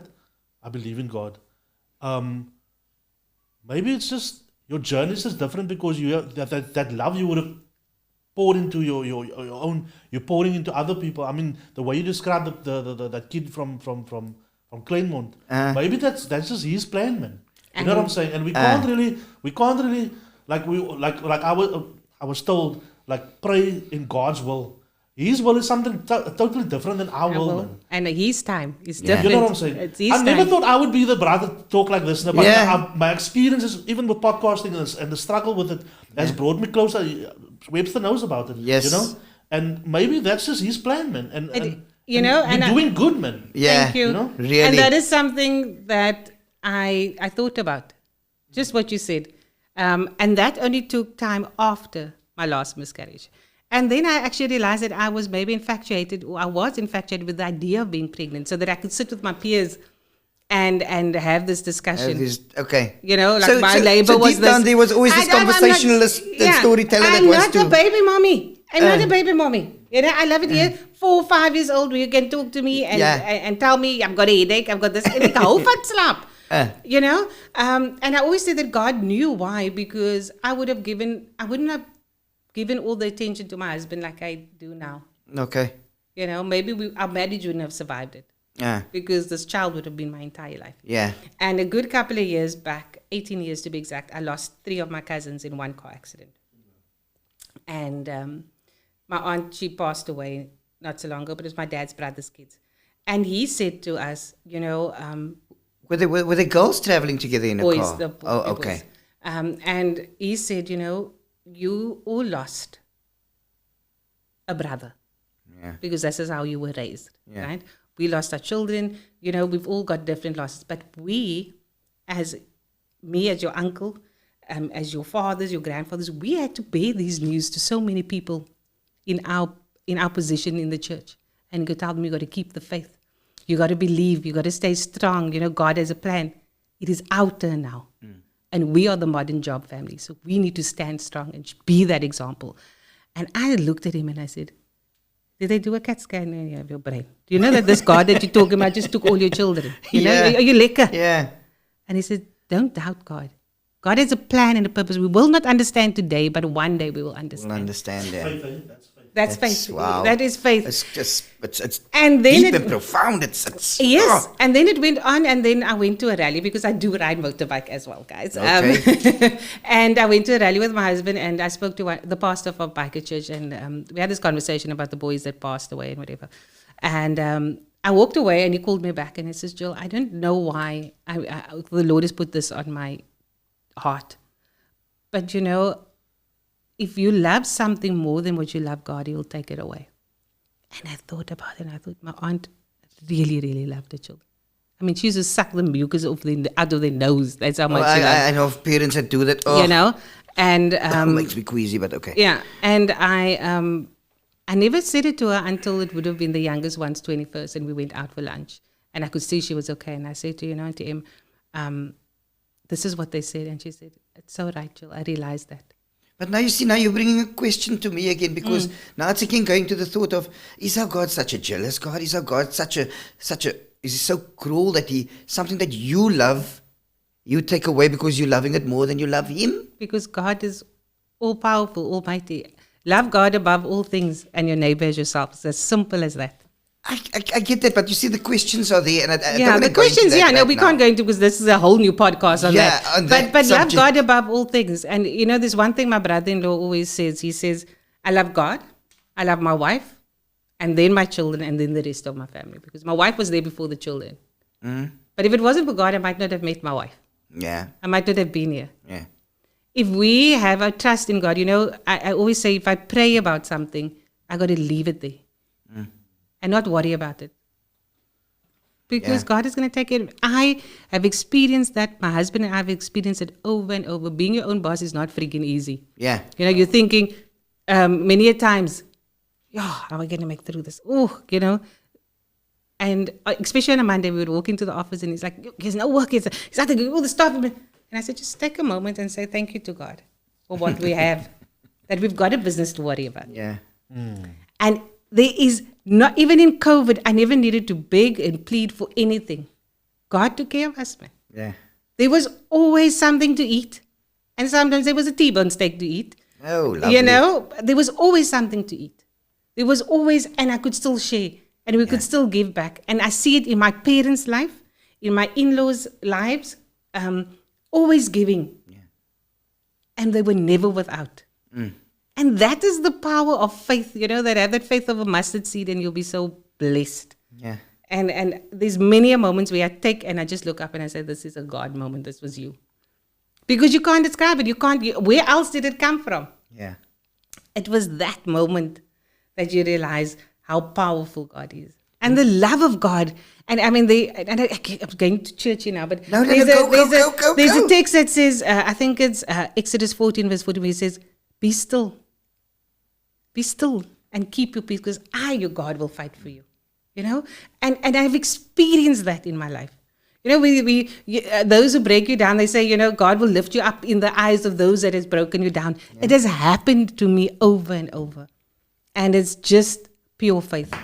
Sure. Pure faith. I'm telling you, after this podcast, the New Apostolic Church is going to come to you, because they are ordaining the ladies, the women, now as the priests as well, eh? So come on. Yes, I do. Jill, but you sent in a CV. Yeah, I am also not somebody that believe in, I go to church when I want to go to church. And they're all probably going to hear this. I go to church when my heart is right. I don't see why I need to go sit in church. Yeah. And I don't feel like being here, firstly. My heart is not right. I haven't forgiven. I haven't opened. When you go take Holy Communion or things, for me, it strengthens the spirit that's within you. So if I'm sitting with a spirit of jealousy or a spirit of, I'm not speaking to my sister, or I'm not speaking to my mother, or I'm not speaking to my cousin or my aunties, whatever, what gets strengthened within you? Yeah. That spirit gets strengthened within you. So I go to church when I really feel I need to go to church. And I only don't just go to the New Apostolic Church. Bikers Church is amazing. Pastor Lehman is, Can I just say something? This is my wife's favorite. It's Matthew 6, verse 33. Okay. But seek ye the kingdom of God. But seek ye first the kingdom of God and His righteousness, and all things will be given to you as well. Seek ye first the kingdom of God, and all things shall be added unto you. Yeah, that's ultimately the core. Ultimately, yeah.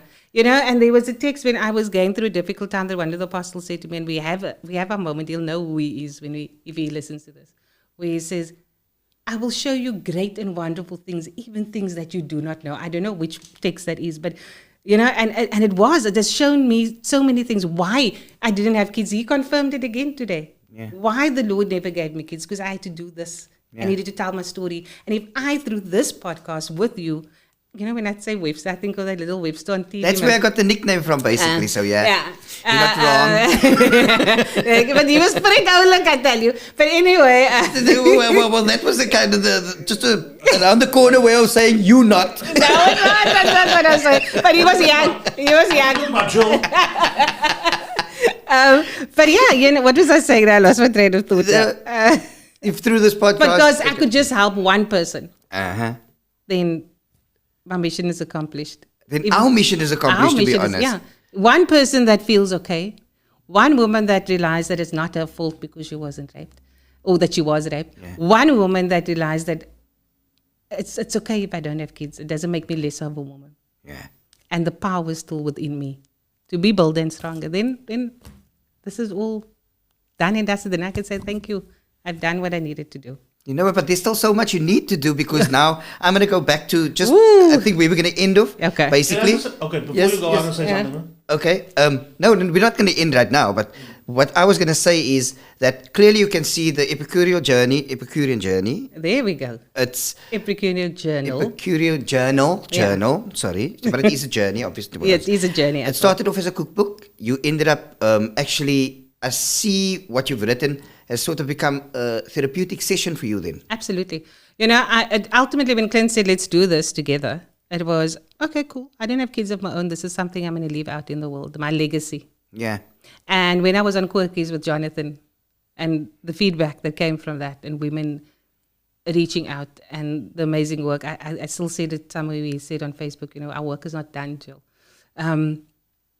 It became more than that. It became so much more than a legacy that I'm leaving behind. It's becoming my mission in life to help, to be kind. And I do think that that's what God has planned for me. You know, I do feel that this is my story that I need to tell to help others. And that's where this book has gone. This is where this journey, and you know, to be honest, I thought I dealt with all that stuff. I mean, like I said in the beginning, when I looked at these pictures, I'm like, oh, this reminds me of that. Okay, we need to write the story about it. I had to go visit those spaces. And I realized that I wasn't okay, you know? And through this book, I became okay. Because we kind of brush things like, you know, you find you're done, you've seen the psychologist, you've done that, you're okay now. We put a plaster on and it's fine. But it never goes away. Yeah. There is still fear. I mean, I, honestly, when I go, even with close friends of mine that are male, and we go to, I make sure that I'm there first. I look where the exits are. I put my, you know, it's still something I do subconsciously. Yeah. And it's not that they don't make me feel safe, you know. It's just this is sort of what you put in place for yourself to because feel okay. it happened to me. So you and only when I started writing the book, I realized that I'm actually doing all these things. That I am actually not okay, you know. And another thing, you know, COVID was a difficult time. It was a time we lost lives, we lost livelihoods. But it was also a time, I think, that my husband and I had the conversations. You know, there's hard conversations that couples don't have. And I feel if couples have these kind of conversations, you know, do you still find me attractive? Yeah. Do you want to be with somebody? Having these conversations helped my marriage. My marriage became stronger. That's awesome. Because, you know, I mean, you hear a lot of breakups happen, a lot of divorces happen, because these are normally people that are not 24/7 in one another's company, because the one is working, the other one is working, they come home and this is what they do and whatever not. So these are not the conversations that they're having in lockdown, put them all together for 24/7. You know? Yeah, but we used to being in each other's space all the time. But because you're working together and stuff, yeah. But also we had to go to office. You got your office, I got my office. We in our space, I deal with the kitchen, you have to deal with the accounts. So we had our roles. I would go to the other canteen or whatever. So we would come back at night. But now we stuck and we could say, and we took a bottle of tequila. And we said, I bottle klaargemaak. And we told each other, I don't like it when you speak to me like this. I don't like it when you do this. I don't like it when you that. Do you want to have other kind of relationships? We looked at all of those things. And these are things that we as colored people aren't used to dealing with.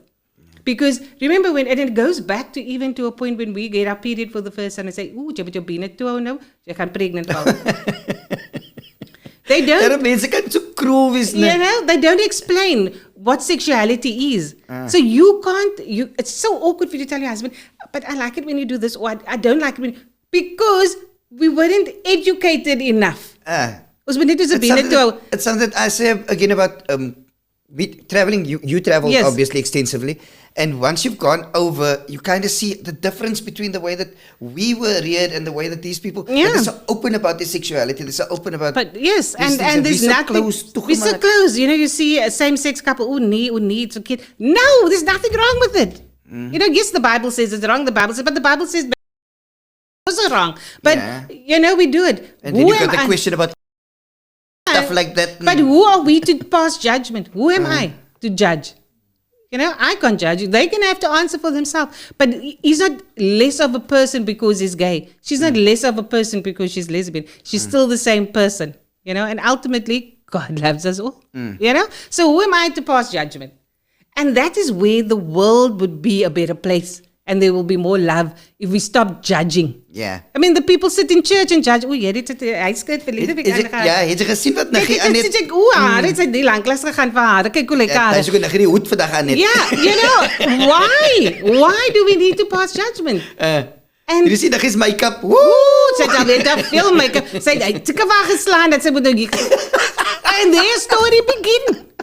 Yeah, why do we need to feel that we are the writer, the author of our own lives? Yeah. And I've also come to realize in COVID that I need to live my life for me, for my marriage. I need to do what's right for me and my husband. Yeah. And if that works for us, whether, okay, we don't, but you get people and I mean, I don't know if you've watched on Netflix, or not, was it Netflix or something? Sex in Afrikaans. Sex in Afrikaans, ek dink ek het so 'n episodetjie gekyk. Kijk, dit was episode nie, but dit so 'n bietjie. I was like, oh my gosh, because we never exposed to that. So if that's how they want to live their life and that works for them as a married couple, great. Yeah. If they're allowing third parties in 20 parties, whatever, great for them. Ja, dit gaan nie vir my werk nie. Dit gaan nie vir my werk nie, but great for you, but I'm not judging you. That works for you. Who are we to judge? If there's less judgment, the world would be great. And these are the conversations that we need to have with our partners. Yeah. I'm married 19 years this year. And it's time, so we did it at 15 years. So we said every 5 years we'll sit and reevaluate and say like, okay, I didn't like how you did this in this time. I didn't like how you did that. Yeah. And we need to learn to be better humans. Yeah. And another friend of mine said it's so beautiful because they're both in the limelight. Bianca Lagrange and David. Okay. And David said... My buddy David. And David always said, we are two individuals holding hands walking this journey of marriage. We celebrate each other's wins. We support each other. But we're still individuals. Yeah. They're on the boats now living the best life. But yeah... and that was profound because they're doing what is right for their marriage. Yeah. I'm doing what is right for my marriage. And I mean, I'm just thinking, what is that people, the schedule is so hectic. Yes. I mean, seriously, but I mean, both of them are so busy. And they're so busy. So when I go up to Joburg and we go out, David Dreyfus oral will this. Oh, wow. And, okay, Jill, what do you need? Water? Jill, Bianca, you need water now? Okay, water. Yeah. That kind of thing. Get us food. Make sure that we tucked in, we're fine.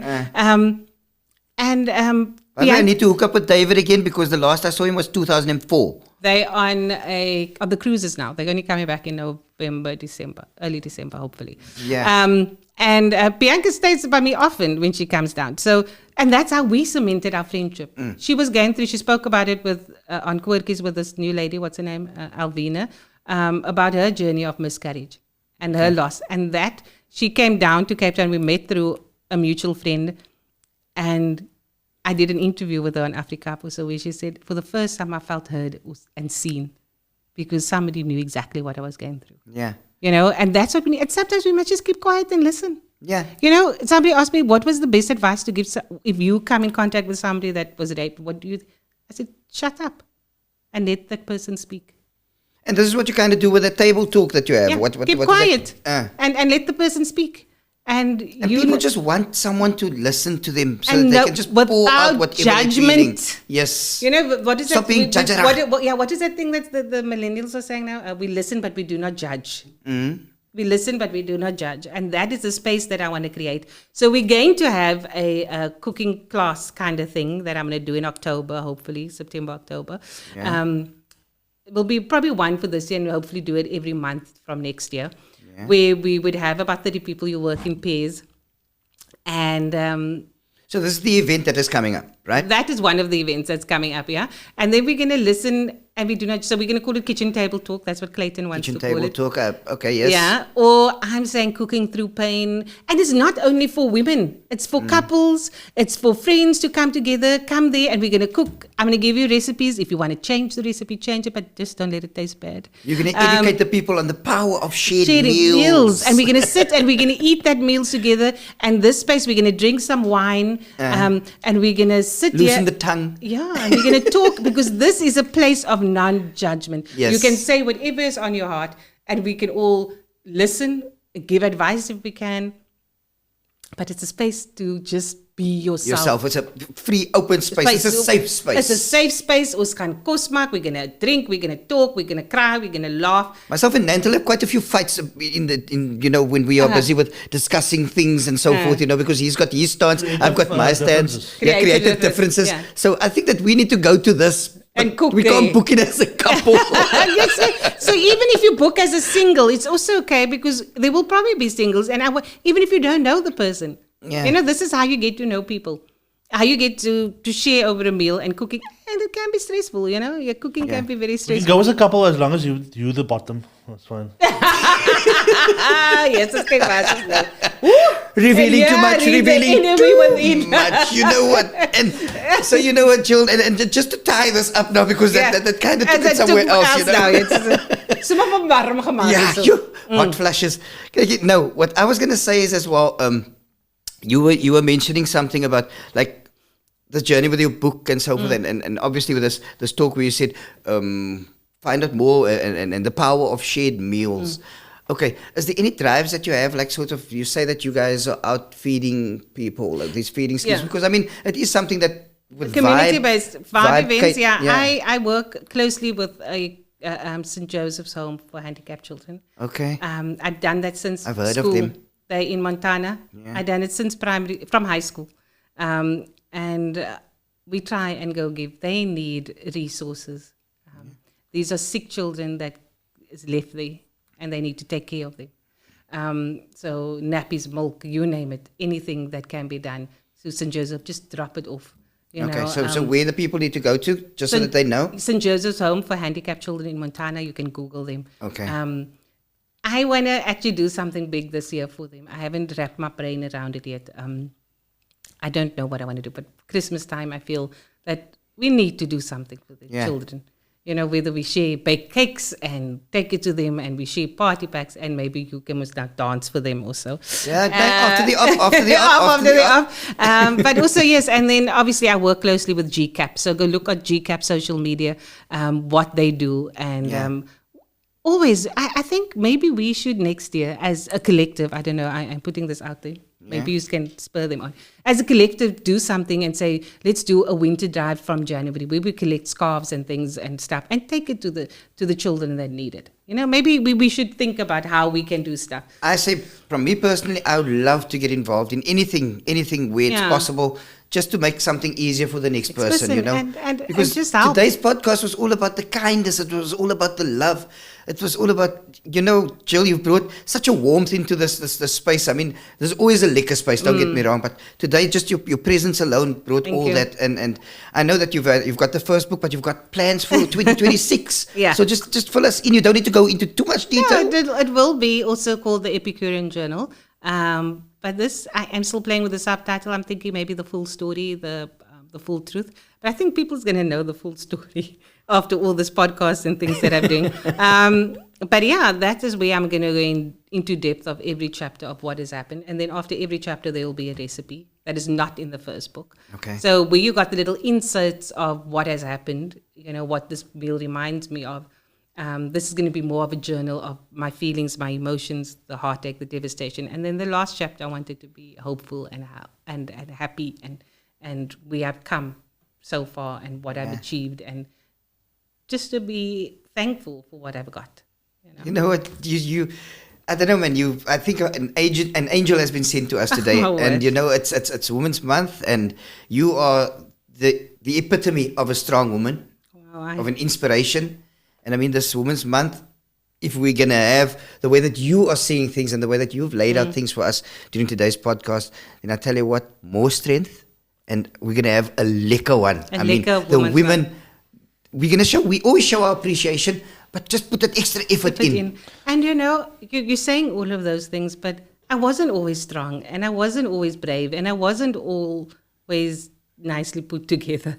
I do fall apart, I do break down. And when the day my book was launched, it was the 31st of Jan, 2022, 2023, I'm not sure, I can't remember now. But it was on my birthday.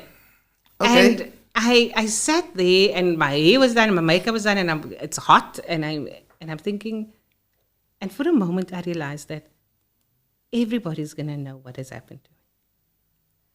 And that caused a little bit of anxiety. Okay, I was going to say that. And I'm going to be vulnerable. And I always thought that vulnerability was a weakness.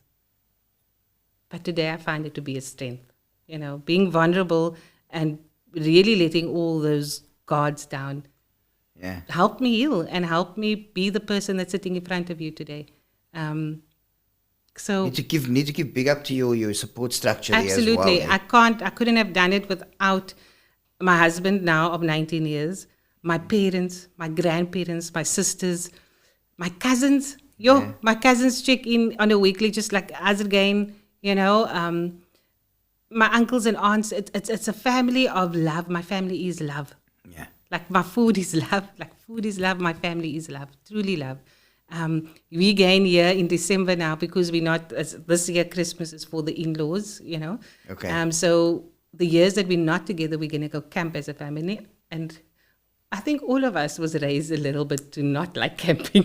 I don't know, maybe the ladies, but the boys like the camping. Yeah, but weekend camping, they booked out a spot for us, and that will be our Christmas lunch. What's your idea of camping? Glamping. Is it a caravan, yeah, at least. What handles. I can't handle the fact that I need to share a bathroom, and that I can't deal.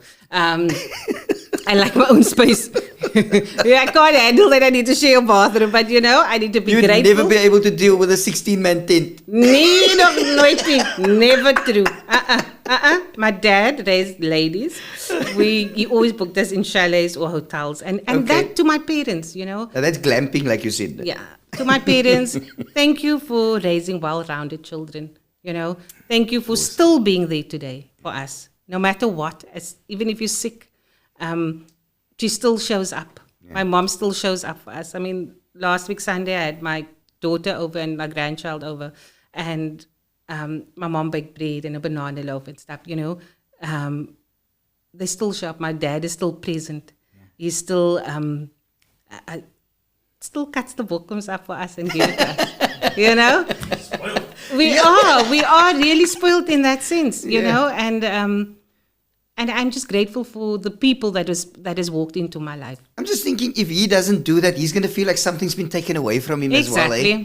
Exactly, because that's why he does it for us, you know. And if we say we want, I remember with my last pregnancy,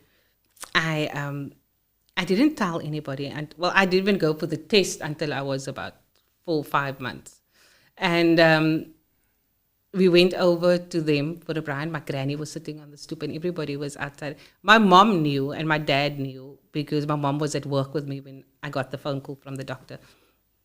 And also a moment for that. The doctor said, we made a baby, because it literally took the whole bloody place to make a child, honestly. It took a whole lot of people to make this child. And my dad, I just said I listened for bride snoek, man. When I got there was snoek on the coals, but nobody knew. And my granny was sitting on the stoep in the wheelchair, and I went over and said, "Jy's swanger, nee?" And I said, "Yes, ma." And she said, "The Lord is going to bless you." And then I lost the child, and she always still said to me, "The Lord may not have blessed you with children, but He blessed you with so much more." Yes. Wow. And that's what I try and live by, Jill, can I just say, today's episode for me was nogal special. Ek dink die ouders die beste mense, by the way. Yeah. I never thought that I would quote the Bible on a podcast. And when you said I reaffirmed something, you actually reaffirmed something to me also. Just to trust, because I told them, ek is nie ou wat baie praat van religion nie, but I told them, hoe ek gebid het en gestryd met God. Like, what Geworstel het. Geworstel, hy is die Ja, woord. ja, So what more do I need to do? And the way you explained it now, it just tells me, now God is actually, God sent you today, actually. Yeah. Thank you. And I'm looking forward to your work with Dee. the podcast thingy, because I think I'm looking forward to your I think you can bring like something, you know what I'm saying? So like the next, I'm going to speak about my next episode that's coming out next week. And so where I actually interviewed Dee, but it's also, everybody knows him as the Grandmaster DJ, really Yeah. Dee. Yeah. But he is still Deon Daniels, and that's the person I Yes. wanted to get to know. Who Yeah. he is, what makes him tick, what makes him who we are. Yeah, the people don't what see makes that you like, side I of will him. have you on my couch. I don't have all this fancy good tickies, but you can come to my couch. And what makes you tick? Where does Websta come from? Where does what makes you the person that you are? Why do you do this? There had to be something in both of you that sparked. Either you want to bring light to what we as colored people go through, because I always feel was he the forgotten race somehow, or what inspired? We're actually going on a journey with this as well. Like Jill is mentioning now, we're actually going on a little bit of a journey where we're discovering more about ourselves. Yes, And who this we is through are. the podcast So medium. the whole platform was created as just voices.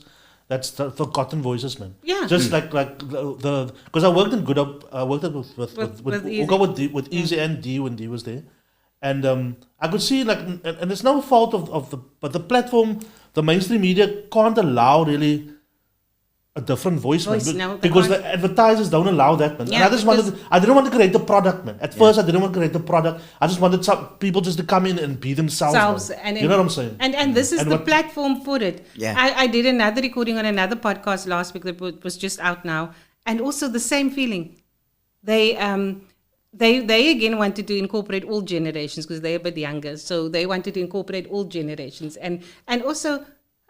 It's not easy to be colored in this country, man. It's never been because back in the day you were too dark and now you're too white and now you want we But need it's to changing, find. It's changing. I can tell you with his podcast where he's going now because We'll be heading, it's changing. People are waking up.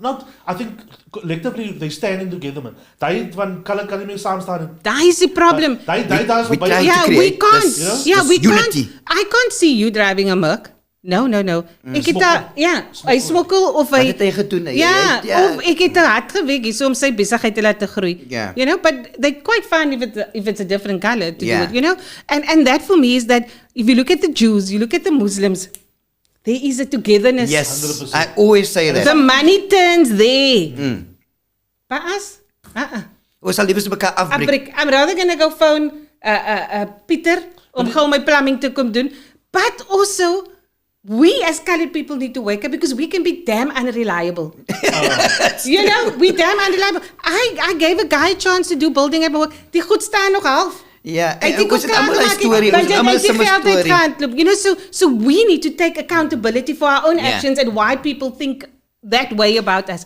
We need to be the change. We need to create that change. We can't rely on somebody, another race to come and to change it. We need to change the way we think, the way we do things, and how we put ourselves. There's somebody I did a quote for one day, and his thing said there, you never have a second chance to make a first impression. 100%. It's the reason why it's called a first impression. Yeah, you never have a second chance. So this is who I am. And if you live in your truth and you walk in the light and you're authentically who you are, Yeah. then you just don't need to worry about what I said last week or what. You just live in truth and light. Yeah. And that's what I always say as well. I say, what is brilliant about being honest, man, is that you don't need to make excuses. Jy hoef nie te dink And you don't need to think what I lied and what you this said, and the story that changed, and people pick it up because then you become unreliable. Yeah. The story has so many versions to it. So how reliable are you? Yeah. So I was raped. This is the accounts. I can't forget it because this is what happened. Yeah. I went through that. This is the steps that I had to take because this is what happened. Yeah. Imagine I had to lie about something.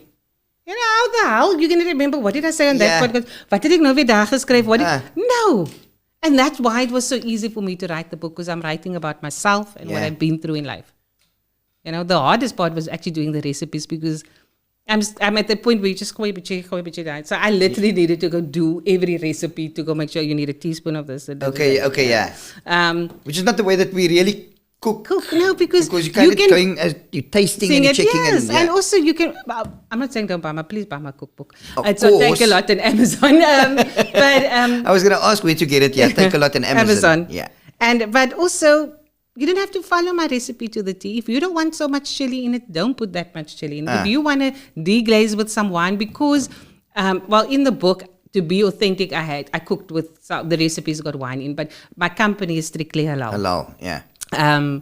But, you know, if you don't want the wine in it, take it out. Add something else. Add a bit of smoked paprika to give you the spiciness of the smokiness of the chorizos instead of that. You know, there's always a way. You know, with cooking, there's always something that you can add to make it better, something you take away to make your palate, and that's life. Yeah. You know, a last thing before ek nou weer oorvat hierso. I always say, because I think we're busy like a hele 2 ure al. Yep. Jill, and I want to still stay here. Come on, praat. Yeah. And, you know, if you go to the airport, you travel a lot. Yeah. And you're overweight. You got 2 options. You unpack or you pay in. Or pay. So with your mistakes in life, you're going to carry it, you're going to pay in for the rest of your life, or you're going to unpack it, deal with it, and cut it off and move forward. Ek het nie so gedink aan dit, jy weet jy. And many times I had to unpack so many goodies and I'm like, damn it, boots, man, I love that boots, I love this. So I don't want to pay for my mistakes for the rest of my life. Yeah. So I deal with it and I ask apologies and I make mistakes and I am a vinnige prater. I don't think sometimes before I speak, and I can hurt a lot of people's feelings. Yeah. And no filter. No filter. Niks filter, nee. And I also tell, if I meet people for the first time, and then I said, if you're going to be my friend, you need to tell me when I hurt your feelings, because I will just say a thing like it is. And it's not like I'm hiding anything from you. I'm telling you like it is. So don't tell me I never warned you. Yeah. Like when we got married, my mommy said to my husband, throw my dearste kind. Yeah? I'm telling you now.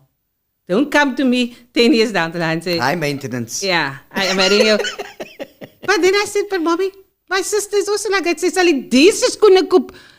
Because she loves shoes. I just love other things. Like I would wear, like for my wedding, I wore like a 40 rand pair of shoes. She wore a 1,000 rand pair of shoes. You know, but we all like different things in life. Yeah. And honesty is always the key. Yeah. You know, Jill, there's another thing that I've heard throughout this podcast today, and because we're going to round up now, because you said it's 2 hours already, and you've got a busy schedule, and blah, blah, blah, blah, blah, and blah, blah, blah. No, uitgooi waar. No, the one thing that I've heard is like that, okay, food is love, yes? Yes, food is love. But love, kindness, that is what we focused on basically in this podcast today, is love and kindness. You came here with all your love, you brought it to us. Your kindness, as everybody could feel this. I hope so. And is there anything that you want to say just finally so that we can wrap up? I think I just wrapped it up with that unpacking, you know. But being kind, because the world needs kindness. Just to be kind and pay it forward. You know, pay it forward, because I have experienced a lot of good in my life. Yeah. You know. And maybe the last thing is, you know, if you don't have an expectation, if you do things without an expectation, you'll never be disappointed. Okay. You know? So you give because you want to give, not to giving to get something in return. You know, and I think that will change a lot of lives. Wow. Well, thank you so much, Jill. Yeah.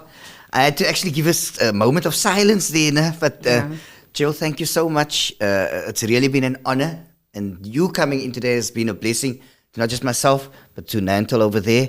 And I think that we're just going to wrap up today. I'm going to wrap up from my side with some of your words. Oh, wow. Okay. Yes. And but final firstly, quote. Can I just say thank you for having me here. Thank you for taking me down a trip down memory lane. Wow. It was lekker going on that journey. It was very nice going on the journey. And it also just cemented something else in my life, to say that even you're no longer here, you're never forgotten. Yeah. And I really hope his parents see this, that we actually spoke about him.